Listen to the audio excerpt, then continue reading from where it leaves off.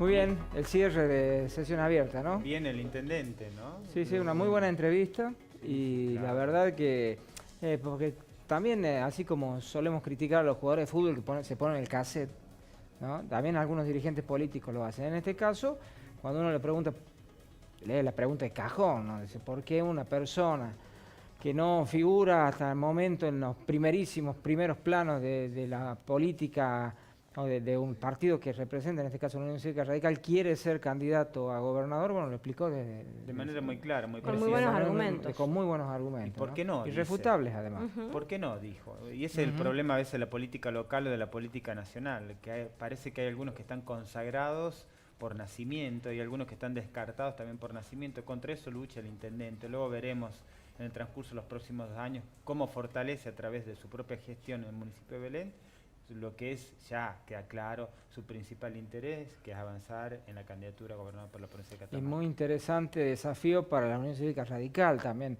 en el sentido de qué espacio va a tener, digamos, una persona que representa el interior provincial y que aspira a pelear en las ligas mayores del partido, ¿no? Habrá que ver. Que si bien falta mucho, es 2019, pero bueno, pasaron las elecciones legislativas y uno como que ya empieza a pensar, ¿no? ¿Quiénes serían las caras, los referentes de los principales partidos con intenciones o aspiraciones para la gobernación? Y bueno, ya están dando muestra de ello. Y otros puestos legislativos y también algunas intendencias importantes. San Fernando del Valle, Catamarca, donde todo está abierto y se va a ver también en el transcurso de los próximos 2 años cómo aparecen candidatos y candidatas por doquier.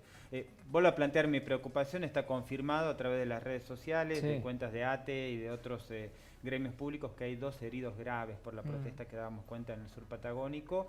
Estos 2 heridos graves es denunciado, vamos a averiguar en el transcurso de las próximas horas, son producto de heridas por bala, ¿no? ¿Por bala de plomo? Por balas de plomo. Balas de Balas plomo. Que Bueno. hizo alusión incluso el gremialista de la CTA, ¿no? En la Sí, comunicación sí, telefónica, sí, la claro. preocupación. El problema es que uno ya no se sorprende, uno esperaba esto. Sí, no, la verdad que por ahí habitualmente se dice cuando un gobierno tiene que cargar con un muerto en represión, después lo que ha significado la dictadura militar en la Argentina, son temas muy delicados, ¿no?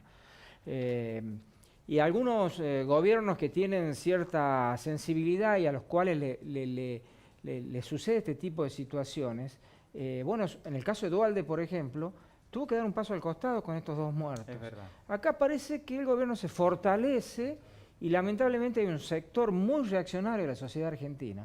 Contexto latinoamericano también. Sí, sí, pero particularmente en el caso de la Argentina, que tiene sus propias, digamos, paradigmas ideológicos y su propia capacidad de tolerancia a ciertas cosas, donde normalmente ha puesto en límite. En este momento uno advierte con estupor que gente incluso que uno conoce, con los cuales puede discutir determinadas situaciones, están avalando crímenes de esta naturaleza, ¿no? Porque una cosa es, el caso Santiago Maldonado nunca estuvo demasiado claro y no lo sigue estando respecto de ciertas circunstancias, aunque ha quedado claro que murió por un accionar represivo ilegal de la Gendarmería, que los condujo al río y todo lo demás. Pero siempre tuvo el beneficio de la duda respecto de qué tuvo que ver Gendarmería con la muerte específicamente.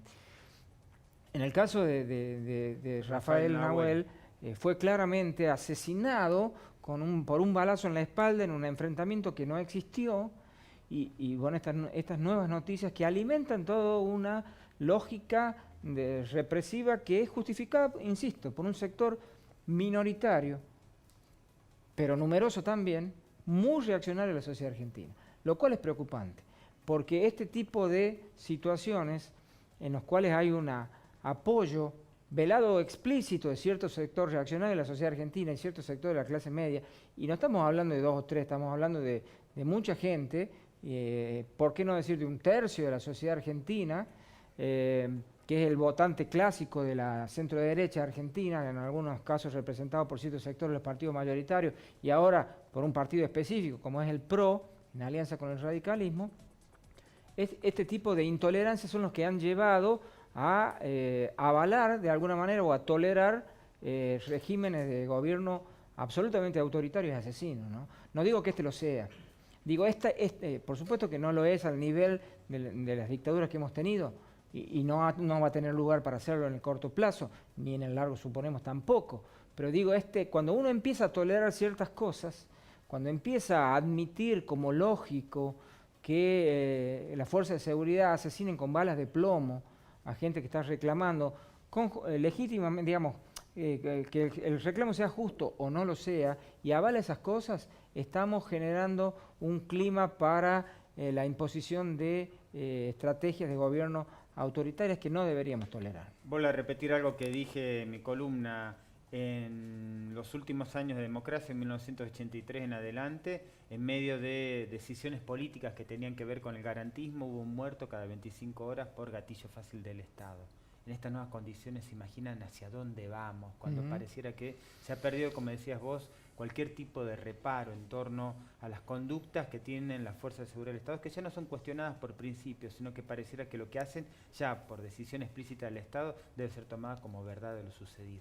Bien, y para finalizar, al menos de mi parte, y volviendo a algo que decía el intendente Ríos de Belén, esta obligación casi del tema de la firma del pacto fiscal, porque no hay margen político para no hacerlo. Las provincias tampoco tienen demasiado margen político para oponerse, por más que quieran, a ciertas políticas del gobierno nacional, como estas políticas de ajuste que se dan a través de la reforma laboral y a través de la reforma previsional, que es una política de ajuste, porque todavía está este mensaje dando vueltas que no, que van a compensar con la inflación. Muchachos, los dijo el diario, que es el vocero del gobierno, que es Clarín. El Estado se va a ahorrar 100.000 millones de pesos por año, en el año 2018, claramente. Ese dinero que se ahorra es el dinero que le saca el bolsillo a los jubilados, que es aproximadamente 900 pesos por mes por jubilado.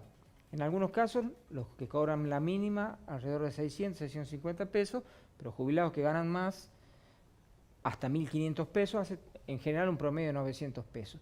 Ese recorte, que según las proyecciones va a ser del 12% a lo largo del año, porque debería recibir un promedio de aumento del 24% y va a recibir alrededor del 12%, habrá que ver cómo se mueven las variables el año que viene, es muy, digamos, similar, vaya paradoja, al famoso 13% que le recortó el gobierno de la Alianza 2 meses antes del caos del 2001. Qué buen recuerdo el suyo. Mientras eso sucede, le quitan la alícuota a los autos de media y alta gama, ¿no? O sea, lo que venía reteniendo el precio. ¿Recuerdan ustedes? Otra decisión que muestra también quiénes ganan y quiénes pierden en este modelo político, ¿no? Hubo muchos cuestionamientos, hoy lo seguía el tema, con el tema, bueno, por supuesto, del voto de los senadores, que han votado a favor, por eso se obtiene media sanción la reforma previsional, pero también no se dejó de lado lo que hablabas vos con el tema del pacto fiscal, que también los gobiernos, ¿no? Los gobernadores de cada provincia son los que de algún modo como que han bajado línea para que apoyen el proyecto. Y lo decía hay una el política referente, de extorsión, básicamente. Claro, pero ¿no? Bueno, es una realidad también. Sí. Lo decía el dirigente de la CTA, esto recién empieza, o sea, es la primera, él nos corrigió y dijo, son medidas de ajustes, no son reformas. Yo hoy todos los invitados me corrigieron a mí algo, pero bueno, como dice el se aprende siempre. Y sí. El riesgo está nuevamente en que el clima de la calle no tenga ningún tipo de relación con lo que ocurre en el Palacio. Pasó, diciembre del 2001, hasta el 19, 20 de diciembre del 2001, parecía que todo estaba bien. En la Cámara de Senadores, en la Casa Rosada, se seguía negociando, se seguía trenzando y afuera la calle explotaba. Ellos no entendían o no escuchaban lo que era la protesta social y lo que era también la sensación que cada vez era más terrible en el cuerpo y en el estómago de muchísimos argentinos. Si no se recuerdan esto, si no tienen memoria de la historia reciente, bueno, estamos en un grave problema. Estamos en un grave problema. Muy bien, nos despedimos. Será, como siempre, hasta el próximo jueves a partir de las 22 horas aquí en la Televisión Pública de Catamarca.